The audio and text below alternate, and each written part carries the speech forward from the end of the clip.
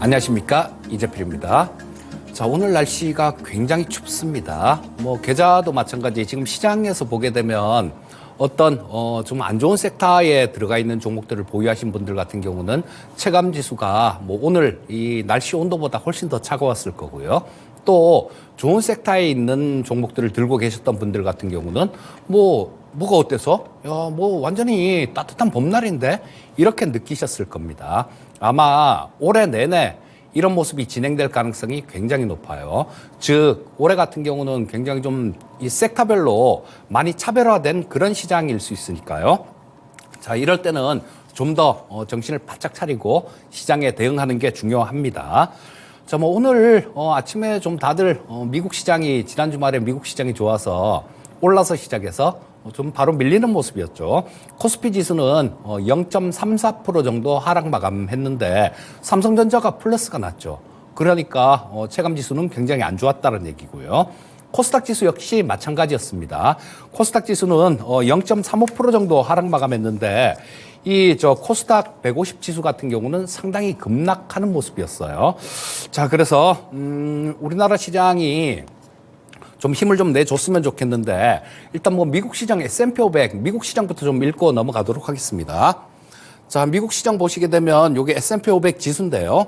자, 여기 딱 뚫었죠. 뚫었는데 이게 뚫은 게 뭘 뚫었냐 하면 보시게 되면요. 월봉입니다. 여기 2022년도 1월 달에 있던 고점 이거를 그냥 뚫고 좀 그냥 돌파를 해버렸습니다. 보통 보면 미국 시장 같은 경우는 이렇게 사상 최고가를 돌파를 했을 경우에는 연 단위 이상으로 주가가 올라오는 경우가 굉장히 많았습니다. 그러니까 추세적으로 훨씬 더 이렇게 많이 움직이는 그런 경우가 대부분이었어요. 자, 근데 우리나라 시장의 경우는 상당히 좀 안 좋은 모습을 보여주고 있죠. 자, 요거는 그런 부분들이 있다라고 보셔야 됩니다. 수급적인 요인들도 좀 꼬였고요. 선물 시장에서 좀 이따 보겠지만 오늘도 외국인들 매도가 나왔고, 그리고 중국 시장이 좀 문제인 것 같아요. 자, 중국 시장 한번 보도록 하겠습니다. 자, 중국 시장 보시게 되면 이런 모습이에요. 자, 여기 월봉인데 보시면 일봉 보시면 지금 뚫고 내려가 버렸죠. 이게 전저점까지도 뚫고 내려가 버렸고, 여기서 이미 좀 지지받는가 싶더니 여기서 그냥 지난주에 깨버리는 모습이 나왔죠. 월봉을 한번 보겠습니다. 자, 이거예요. 여기 전저점 같은 경우는 여기는 벌써 깨버린 상황이고, 이제는 전저점이라면 여기입니다. 이까지는 그렇게 아주 특별한 그런 지지선이랄까? 지지선으로 설정할 수 있는 부분들, 이런 부분들도 좀 찾기 어려운 그런 상황이에요. 자, 중국이 오늘 우리나라 시장이 좀 이렇게 하락한데 결정적인 좀 영향을 줬다라고 볼 수 있을 거고요. 자, 이 중국 시장이 왜 이렇게 하락했느냐? 그런 부분이 있었죠. 중국 경기에 대한 부담감이 있습니다. 지금 이거 주가만 봐도 알잖아요. 근데 이번에는 부양책이라도 오늘 미국이 1년물 LPR 금리를 결정하는 날이었죠. 금리라도 좀 인하를 해서 부양하지 않을까라는 그런 예상들이 좀 있었는데요. 지금 LPR 금리는 3.45%로 5개월째 동결하는 모습이었습니다. 자, 이 중국 쪽도 물가 부분들 이런 부분들 여러 가지로 조금 꼬인 부분들이 많아서 환율을 조금 이게 방어를 하려고 이런 그냥 금리 동결 이렇게 하는 것 같은데요. 자, 1분기 내에는 아마 금리를 좀 인하할 가능성이 많다라는 그런 전망치들도 나오고 있고요. 또 중국이 3월 달이면 양해를 하죠. 그 양해 전에 보면 부양책들이 나오는 그런 경우가 많으니까요. 제발 중국 시장도 조금 힘을 내줘서 우리나라 시장에 도움은 못 주더라도요. 이렇게 발목을 잡는 그런 일은 좀 없었으면 좋겠습니다. 자, 오늘은 이 중국 시장 같은 경우는 그런 실망감들 이런 걸로 인해서 좀 많이 빠졌는데요. 자, 이거 제가 간혹 그런 말씀을 드리죠. 이 미국이 금리를 급격하게 올렸을 때 지금 미국 시장을 봐서는 미국 쪽의 경기 침체가 세게 오거나 그런 모습은 아닐 것 같아요. 근데 과거의 예를 보게 되면 95년도에 미국이 그 전에 금리를 급격하게 올렸습니다. 그래서 이때는 태국부터 시작해갖고 이 동남아시아 쪽에 외환위기가 오면서 또 이 부분이 우리나라 IMF까지 이어진 그런 경험이 있었는데요. 자, 지금 중국이 많이 안 좋은 상황인데 이거 혹시 중국 쪽이 좀 안 좋아져서 미국의 금리도 인상을 했고 뭐 이런 부분들 때문에 중국도 좀 영향을 받아서 중국이 되게 안 좋은 방향으로 가게 된다라면 우리나라 같은 경우도 뭐 곱게 넘어가지는 않겠죠. 자, 중국 경제를 좀 응원해 보는 게 얼마만인지 모르겠는데요. 하여튼 우리나라에 좀 영향을 주니까 이런 부분들이 조금 잠잠하게 좀 넘어갔으면 하는 그런 바람입니다. 자, 이런 부분들은 경제 지표들 이런 것들을 보면서 파악을 해야 되겠지만요. 수급에서도 그때그때 시장의 답은 찾을 수 있습니다. 일단 코스피 지수부터 좀 살펴보면서 말씀드리도록 하겠습니다. 자, 코스피 시장 뭐 상승 출발했죠. 미국 시장이 좀 좋다 보니까 한 0.7% 가까이 상승 출발했어요. 그리고 이 선물 시장도 지금 선물 시장이 외국인들 완전히 놀이터가 됐는데요. 과거에 시장을 같이 9시에 같이 열었었는데요. 이거 작년인가 재작년인가 뭐 하여튼 그때부터 8시 45분에 선물 시장은 먼저 엽니다. 뭐 당국에서 뭐 얘기하기는 가격 발견 기능이 있다 막 이러는데요. 제가 보기에는 가격 발견 기능이 아니라 외국인들 시장을 더 갖고 놀기 쉽게 농락하기 좋게 그렇게 만들어 놓은 것 같습니다. 아침에 이 선물 시장이요 4포인트 이상 올랐었어요. 4포인트 이상 올랐으니까 지금 뭐 선물 시장이 오늘 334.56이니까요 1% 이상 급등했다라는 얘기죠. 거기서 이렇게 유지되고 있다가 현물 시장 뭐 조금 이렇게 좀 많이 좀 선물 시장에 영향을 받아서 좋게 출발했죠. 그때부터 선물 매도를 친 겁니다. 그러면서 또 시장을 이렇게 아래로 끌어내려 버렸는데요. 자, 뭐 지금 시장을 보게 되면 전체적으로 상승 출발했다가 뭐 어떤 힘도 쓰지 못하고 좀 이렇게 밀리는 모습이 나왔고요. 자, 일봉을 보시게 되면 이런 부분입니다. 이게 제가 지난주에도 좀 말씀을 드리고 계속 좀 말씀드렸던 부분들이 그런 부분들을 좀 말씀드렸죠.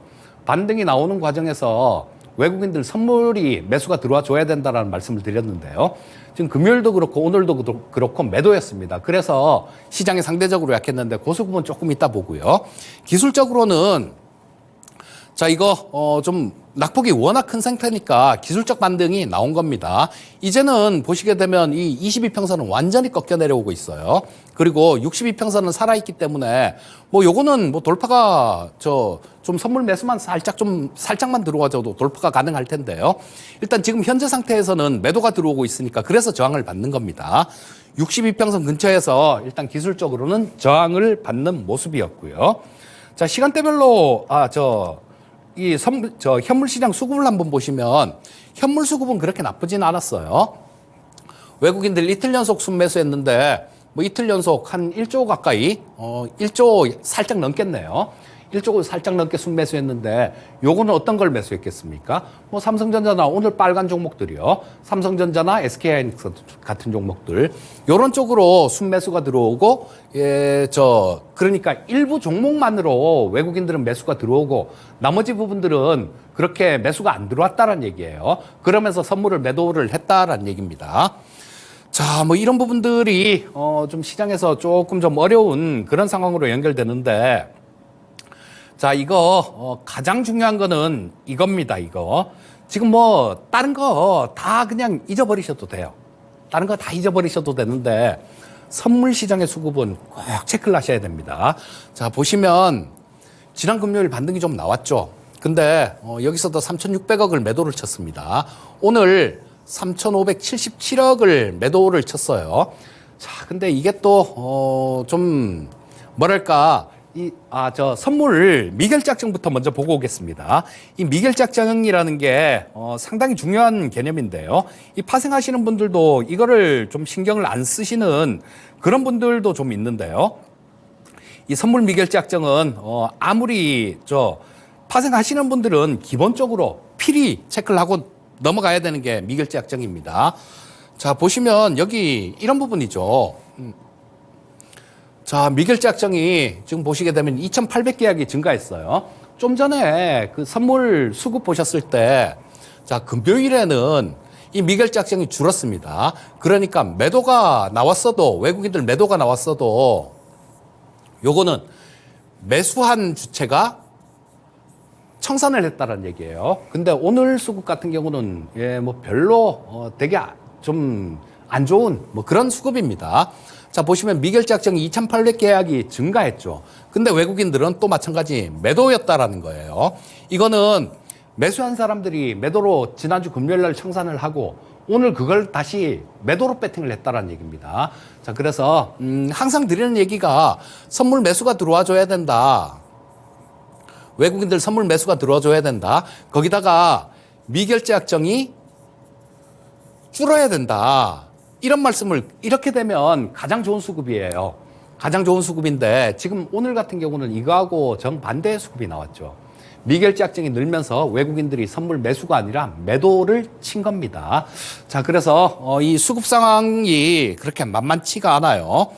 자, 이거 아무리 양보를 하더라도요. 원래는 오늘 정도에는 의미 있는 이런 우리가 원하는 그런 상승이 나오려면 오늘 정도에는 외국인들이 선물 시장에서 매수로 바뀌어 줬어야 됩니다. 근데 오늘까지도 매도를 하는 거 보면 이들은 뭐 좀 시장이 크게 뭐 반등이 나와도 크게 큰 반등으로 이어지긴 어렵다라는 거 그렇게 보는 것 같고요. 또 내일이라도 이 부분이 확 좀 좋아져야 됩니다. 확 좀 좋아져야 되는데 내일마저도 그런 모습이 아니라 외국인들 선물 시장에서 매도가 나온다라면요. 어쩌면 좀 더 어려운 그런 시장이 나올 수도 있으니까요. 이 부분은 꼭 좀 신경 써서 살펴보시는 게 좋겠습니다. 자, 그러면 일단 뭐 코스피하고 선물 시장까지 살펴봤으니까 코스닥 시장 살펴보도록 하겠습니다. 자, 코스닥 시장은 더 약했죠. 지금 이 코스닥 시장의 경우는 오늘 저도 되게 안타까워요.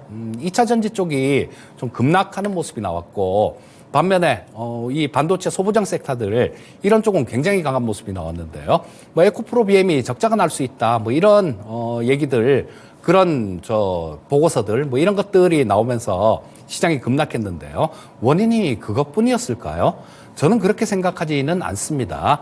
가장 큰 원인은 저쪽 미국 쪽에 있다라는 생각이에요. 얼마 전에 오하이오주에서 공화당 경선이 있었는데 여기서 트럼프 지지율이 50%가 넘게 나왔습니다.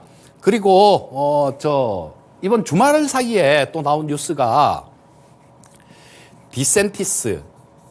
자, 이분이 어떤 분이냐면요. 공화당 대통령 후보였어요. 근데 지금 트럼프에 이어서 일단 2위를 하고 있는 분입니다. 이분이 사퇴를 했어요. 나 공화당 대통령 후보 안 할래? 하고 사퇴를 했습니다.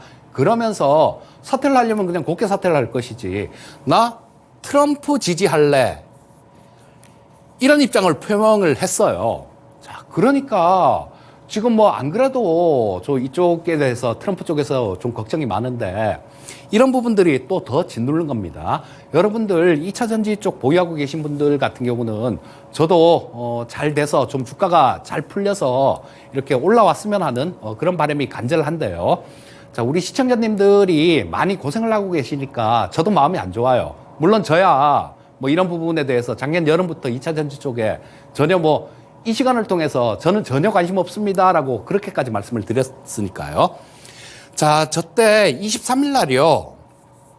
공화당 경선이 있습니다. 뉴햄프셔 주에서 있어요. 자, 여기서 지금 이 트럼프를 따라오고 있는 사람이 니키 헤일리라는 후보가 있습니다. 이분이 그런 걸 했죠. 트럼프 정부 때 유엔 대사를 하고 그랬습니다. 근데 설전이 되게 많이 오가는 것 같아요. 트럼프가 좀 이 나이가 이렇게 되다 보니까 말 실수를 또 했나 봐요.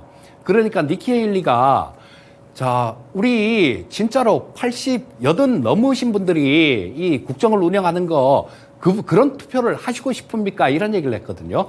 그러니까 트럼프는 새머리라고 막 이렇게 인신공격도 하고 막 그랬는데요.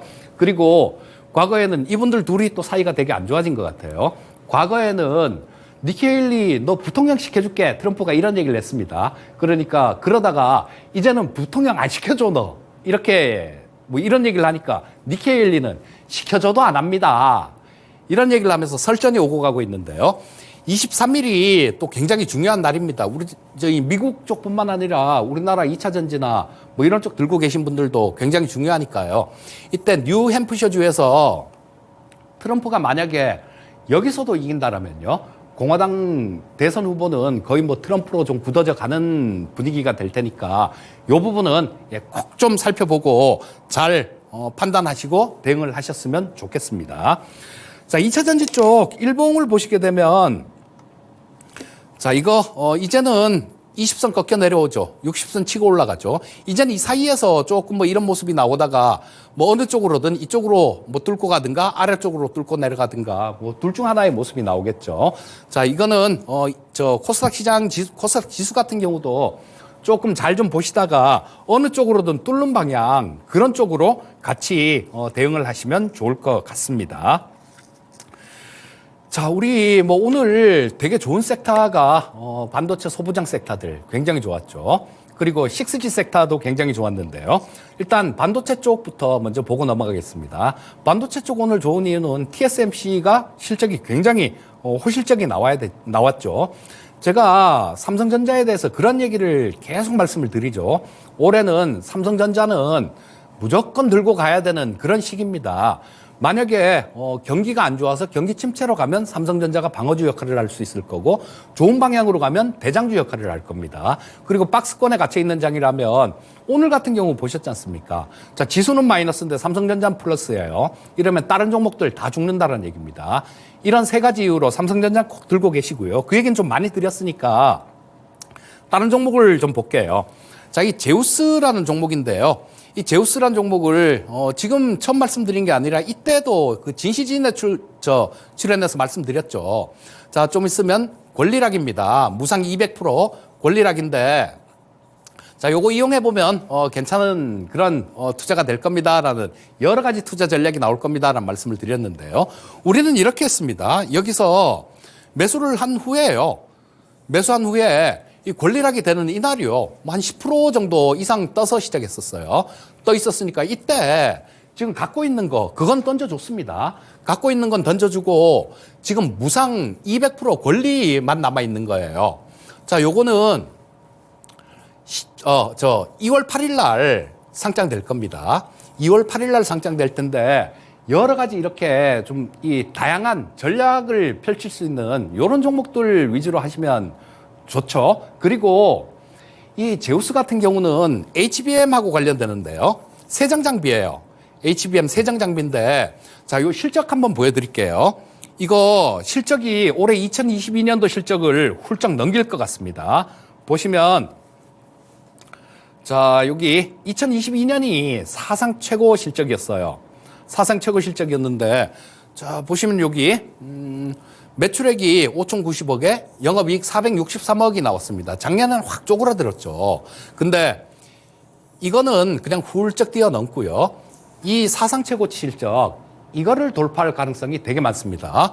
자, 그렇다면 지금 워낙 급등락을 하고 이 권리락 되고 난 다음에 좀 급등한 경향이 있는데요. 좀 이렇게 눌러주는 구간이 나온다든가 그렇게 되면 이 제우스 같은 종목들도 관심을 갖고 볼 수 있겠죠. 그리고 근데 주의하실 건 그겁니다. 2월 8일 날 무상 물량이 상장된다 그랬죠. 그러니까 그 직전에 또 좀 움직인다고 쫓아가시면요. 한동안 고생할 수 있으니까요. 좀 저점에서 이렇게 좀 공략하는 그런 투자를 하신다라면 이 제우스 같은 경우도 좋은 투자 대안이 될 것 같고요. 또 한 종목은 사기 좋은 종목 말씀드리겠습니다. SNS텍. 이거 가끔 말씀드렸죠. 자, 요거 중국 쪽 모멘텀이에요. 지금 미국하고 중국이 미국 쪽에서 반도체 수출에 대해서 많이 통제를 하고 있죠. 그러니까 중국은 어떻게 합니까? 중국은 자기들이 직접 만들어야 돼요. 직접 제작을 해야 됩니다. 근데 뭐 장비도 제대로 없고 소재도 제대로 없고 그렇습니다. 자, 그런 상황에서 지금 조금 미세 공정들 이런 쪽을 하려 그러면요. 포토마스크라는 거 이게 좀 필요합니다. 얘네들이 좀 짜집기 해갖고 만들었기 때문에 그 7나노 쪽 화웨이 폰에 들어간 거예요. 이게 포토마스크가 훨씬 더 들어갑니다. 근데 그 포토마스크를 만드는 원재료가 블랭크 마스크고요. 그걸 이 SNS 택이 만드는데요.